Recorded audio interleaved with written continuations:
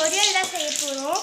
அதுக்கு பார்த்தீங்கன்னா ஃபஸ்ட்டு ஒரு 2 கரண்டி எண்ணெய் ஊற்றிக்கோங்க. அதுக்கப்புறம் காஞ்ச மிளகாய் போட்டுக்கோங்க. அது எண்ணெய் நல்லா காஞ்சோடனே காஞ்ச மிளகாய் போட்டு அதுக்கப்புறமா அது கொஞ்ச நேரம் ஃப்ரை பண்ணிவிட்டு வெங்காயம் போட்டுக்கோங்க. வெங்காயத்தை இந்த மாதிரி ஃப்ரை பண்ணிக்கோங்க. கொஞ்சம் உப்பு போட்டுக்கோங்க.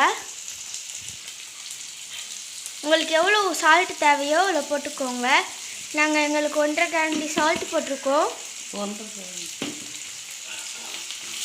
நல்லா மிக்ஸ் பண்ணிக்கோங்க.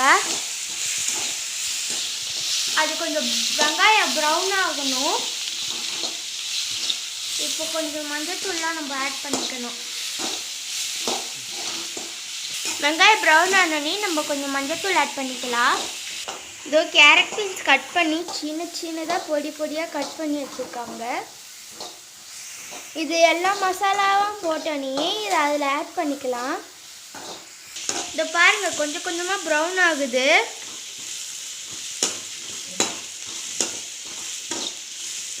நம்ம வந்து 4 காஞ்ச மிளகாய் போட்டிருக்கோம்.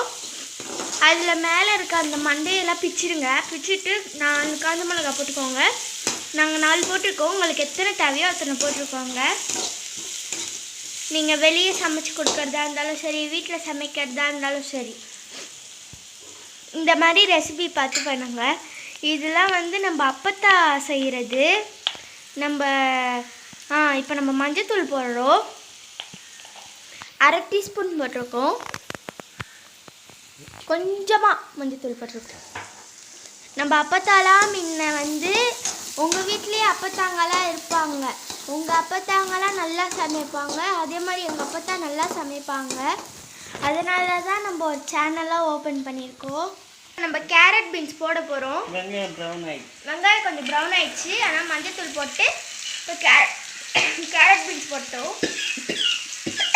கொஞ்சம் உங்களுக்கு நெடி வரும், ஆனால் பார்த்திருங்க. கொஞ்சம் கிளறணும். பார்த்தீங்களா, இந்த மாதிரி நல்லா கிளறிக்கோங்க. நம்ம அப்பத்தா செய்கிற ரெசிபியை பார்த்து நீங்களும் செஞ்சு கமெண்ட் பண்ணுங்கள், ஷேர் பண்ணுங்கள், லைக் பண்ணுங்கள், மெயினாக சப்ஸ்கிரைப் பண்ணுங்கள். நம்ம அப்பத்தா நல்லா செய்வாங்க. அதை பார்த்து நீங்களும் இந்த ரெசிபியை பார்த்து நல்லா செய்யுங்க. கொஞ்ச நேரம் விட்டு விட்டு நீங்கள் கிளறுங்க. ஆனால் அடி பிடிக்க விட்டுறாதீங்க. கீழே அடி பிடிச்சா உங்களுக்கு நல்லா வராது. தண்ணி ஊற்றாமே ஆவியில் வேக வைக்கலாம்.